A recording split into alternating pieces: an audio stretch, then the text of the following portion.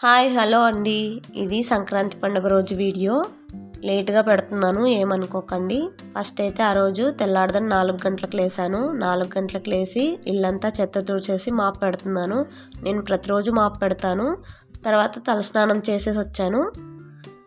ముందు రోజు నైటే గ్యాస్ అంతా క్లీన్ చేసి పెట్టుకున్నాను. ఇప్పుడైతే వంటలు స్టార్ట్ చేస్తున్నాను. నేను ఏమేమి వంటలు చేస్తానో మీరు కూడా చూసేయండి. ఫస్ట్ అయితే శనగబాళ్ళు 1/2 కేజీ తీసుకున్నాను. 1/2 కేజీ శనగబాళ్ళు తీసుకొని కుక్కర్ గిన్నెలో వేసి 2 సార్లు బాగా కడిగి నానపెట్టాను కొంచెం సేపు. ఆ తర్వాత బంగాళదుంపలు కూడా అందులోనే వేసేసాను కడిగి. పూర్ణం కుడుముల్లోకి ఖచ్చితంగా బంగాళదుంప ఫ్రై చేస్తాము. కడిగి అందులోనే వేసేసాను, 2 ఒకేసారి ఉడికిపోతాయి కదా అని. తర్వాత గ్యాస్కి కొంచెం పసుపు పూసి బొట్లు పెట్టేసి వంటలు అయితే స్టార్ట్ చేసేస్తున్నాను. కుక్కర్కి మూత పెట్టేసి స్టవ్ వెలిగించి స్టవ్ పైన పెట్టేశాను. 4 విజిల్లు పెడితే శనగబాళ్ళు బంగాళదుంపలు బాగా ఉడికిపోతాయి. ఆ తర్వాత 1/2 కేజీ శనగబాళ్ళకి 1/2 కేజీ కంటే కొంచెం తక్కువ బెల్లం తీసుకున్నాను పూర్ణంలోకి. ఇక్కడ పూర్ణం కుడాలు చేసేయడానికి గోధుమ పిండిని చపాతి ముద్దలాగా కలిపి పెట్టుకున్నాను. ఇక్కడ కుక్కర్కి 4 విజిల్లు అయితే వచ్చాయి. స్టవ్ ఆపేసి ఆవిరిపోయిన తర్వాత మూత తీసి చూశాను, ఉడికిపోయాయి. బంగాళదుంపలు ఉడికినవన్నీ పక్కన పెట్టేసి శనగబాళ్ళు ఉడికాయా లేదా అని చూస్తున్నాను. మళ్ళీ ఒక విజిల్ పెట్టాను ఉడకలేదని. అంతలోపు బంగాళదుంపలకి తొక్క తీసేసి కట్ చేసి పెట్టుకున్నాను. తర్వాత స్టవ్ వెలిగించి స్టవ్ పైన కడాయి పెట్టి సరిపడ నూనె వేసి జీలకర్ర ఆవాలు వేసి కట్ చేసి పెట్టుకున్న ఉల్లిపాయ ముక్కలు కరివేపాకు వేసి ఒకసారి బాగా కలిపి ఫ్రై చేసిన తర్వాత పచ్చిమిర్చి పేస్ట్ వేసాను. ఇందులోకి పచ్చిమిరపకాయల పేస్టే వేస్తాం మేము బంగాళదుంపలు ఫ్రైకి. తర్వాత కొంచెం పసుపు ఉప్పు వేసి బాగా కలిపిన తర్వాత కట్ చేసి పెట్టుకున్న బంగాళదుంప ముక్కలు వేసేసాను.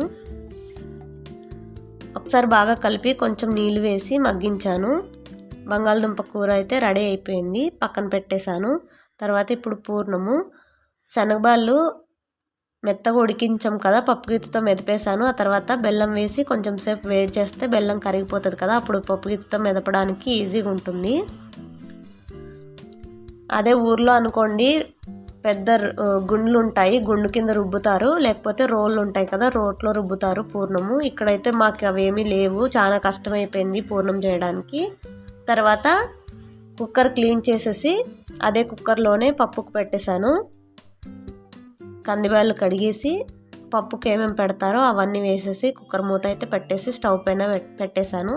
ఆ తర్వాత ఇంకో సైడు ఇక్కడ చిత్రాన్నం చేస్తున్నాను. చిత్రాన్నం కోసం శనక్కాయ విత్తనాలు వేయించుకొని పక్కన తీసి పెట్టుకున్న తర్వాత అదే కడాయిలోనే కొంచెం నూనె వేసి జీలకర్ర ఆవాలు శనగబ్యాళ్ళు వేయించి పెట్టుకున్న శనక్కాయ విత్తనాలు కట్ చేసి పెట్టుకున్న ఉల్లిపాయ ముక్కలు పచ్చిమిరపకాయల పేస్ట్ వేసి బాగా కలిపి ఫ్రై అయిన తర్వాత కొంచెం పసుపు ఉప్పు వేసి బాగా ఫ్రై చేసిన తర్వాత నిమ్మరసం పిండేశాను. అందులోకి అన్నం వేసి కలిపేశాను.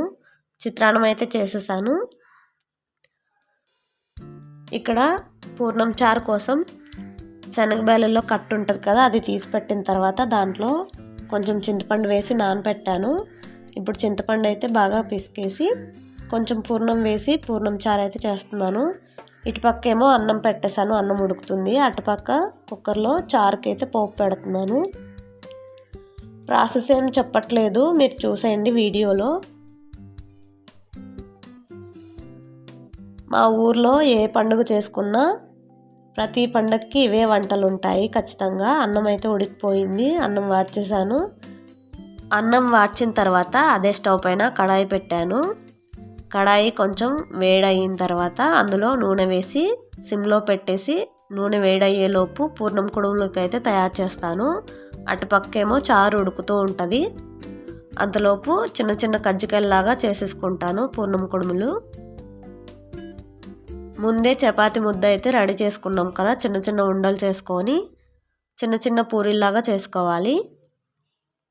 నేను మీడియం సైజ్ చేశాను, మరీ చిన్నగా చేయలేదు, మరీ పెద్దగా చేయలేదు.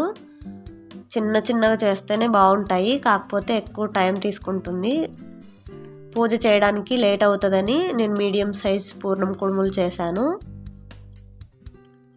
ఫస్ట్ అయితే అన్నీ మనకి ఎన్ని కావాలో అన్నీ పూరీలాగా చేసేసుకున్న తర్వాత అందులో పూర్ణం పెట్టి కజ్జికాయలాగా చేయాలి అంతే. పూర్ణం కుడుములు చేయడానికి వచ్చు కానీ నాకు కజ్జికాయలు చేయడం రాదు. ఎందుకంటే పొడిపిండి కదా అందులో వేసేది, ఎంత చేసినా అవి ట్రై చేసినా కూడా రాలేదు. అందుకే కజ్జికాయలు చేయను అస్సలు నేను. ఆ తర్వాత కజ్జికాయలన్నీ రెడీ చేసి పెట్టుకున్నాం కదా, నూనె వేడైన తర్వాత ఫస్ట్ అప్పడాలు వేయించుకొని పక్కన పెట్టిన తర్వాత మనం ముందుగా చేసి పెట్టుకున్నాం కదా పూర్ణం కుడుములు, అవి కూడా కాల్చుకోవాలి. మీడియం ఫ్లేమ్లో పెట్టుకొని మంటని 2 వైపులా బాగా కాల్చుకోవాలి పూర్ణం కుడుములు. చూసారు కదా పూర్ణం కుడుములు అయితే రెడీ అయిపోయాయి. నేను ఏమేమి వంటలు చేశానో అవన్నీ దేవుడి దగ్గర పెట్టేసి కొబ్బరికాయ కొట్టేశాము. తర్వాత మేము పూజ చేసినప్పటికే 10:30 అయిపోయింది. లేట్ అవుతుందని అన్నం తినేసాము అందరం కూర్చొని.